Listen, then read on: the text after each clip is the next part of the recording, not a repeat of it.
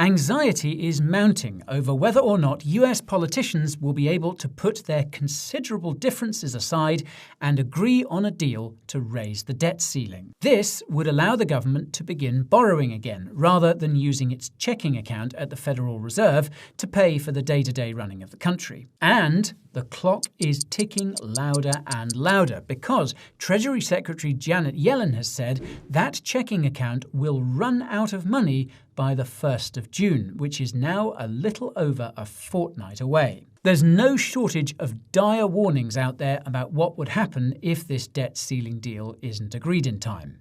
TLDR, we're talking financial carnage on a 2008 scale. It was the worst day on Wall Street since the crash of 1987. Yellen has been at pains to point this out, and she's correct. It's not a scenario anyone in their right minds wants to see play out. However, she's wrong about one thing, and that relates to the US government defaulting on its debts if a deal isn't agreed. Now, the last time the debt ceiling needed raising was back in 2021. It's been raised 74 times since 1962.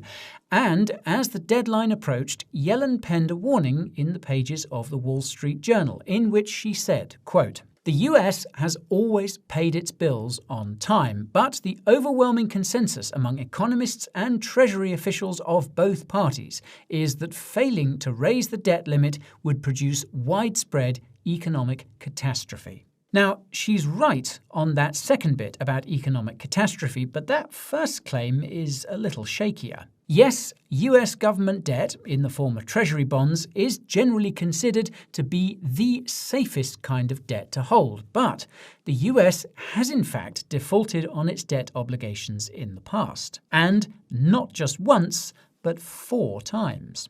Now, this was pointed out to me by fellow YouTuber and all-round fount of knowledge Ben Cowan during a recent livestream we did.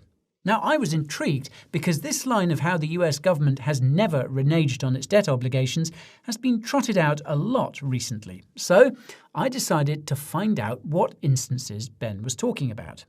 And for your delectation, here they are. Now, the first default came way back in 1862 amid the carnage of the US Civil War. Like all wars, this particular dust-up was costing a heck of a lot of money. The government in Washington had issued so-called demand notes which promised to pay the bearer a stated amount. Classic paper money, in other words. These became known as greenbacks because, well, the backs of them were printed in green ink. These were supposed to be redeemable for gold, but at times when the war wasn't going so well for the Union, banks became unwilling to exchange them for their supposed full value. That is a technical default right there. Okay, sure, mitigating circumstances, civil war and all that, but still.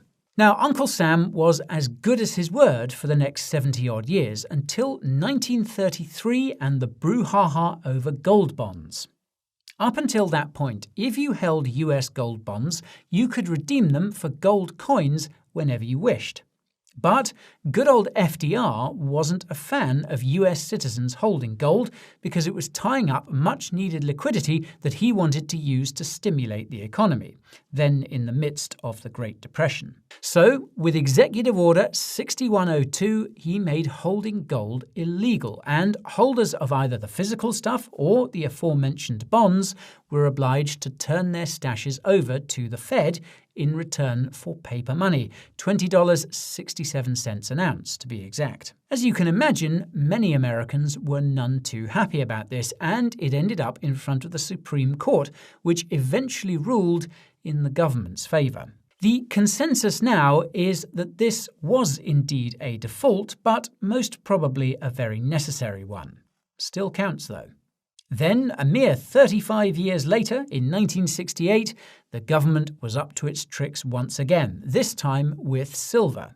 It had issued a whole bunch of silver certificates, upon which were written a promise to pay the bearer $1 silver upon demand. Problem was, there was quite a lot of demand for these silver dollars, mostly from investors and collectors. The coins were expensive to produce, and there was a shortage of the actual metal itself. Some in government were also worried that the silver certificates and the coins themselves might encourage hoarding and speculation.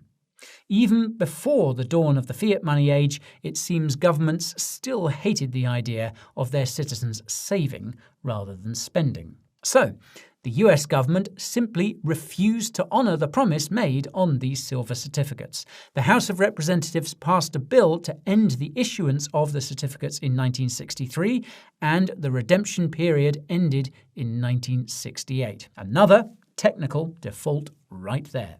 Sorry to interrupt you folks, but I have to let you know about the Coin Bureau deals page.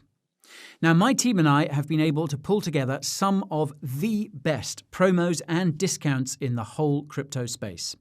We're talking trading fee discounts of over 50%, thousands of dollars in bonuses, amazing deals at top exchanges, reduced prices on hardware wallets, and much, much more besides. So just go to coinbureau.com/deals, also linked to below, and find the promo best suited to you. And now, back to the video. Now, if these first 3 defaults by Uncle Sam are unfamiliar, I don't really blame you. Apart from FDR's executive order over gold, they're generally little more than footnotes in history. But this last default was a genuinely seismic event, the consequences of which we still live with today. In 1971, faced with runaway inflation, a trade deficit, and the ruinous cost of the Vietnam War, President Richard Nixon took a fateful step and announced the end of the gold standard. In 1944, as World War II was beginning to draw to a close, an agreement had been signed at Bretton Woods in New Hampshire that all national currencies would be redeemable for US dollars, which in turn would be redeemable for gold at $35 an ounce.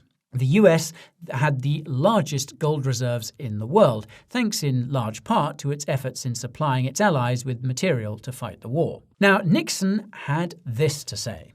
I have directed Secretary Connally to suspend temporarily the convertibility of the dollar into gold or other reserve assets, except in amounts and conditions determined to be in the interest of monetary stability and in the best interest of the United States.